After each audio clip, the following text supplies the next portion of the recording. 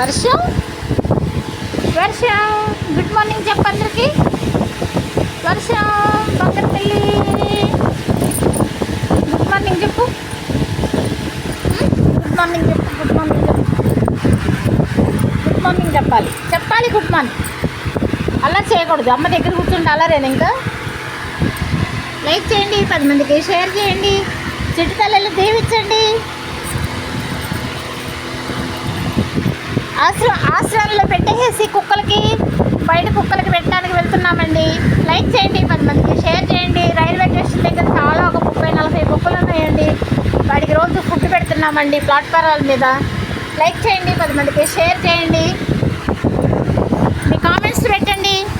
మూగ జీవాల్ని కాపాడండి, రక్షించండి.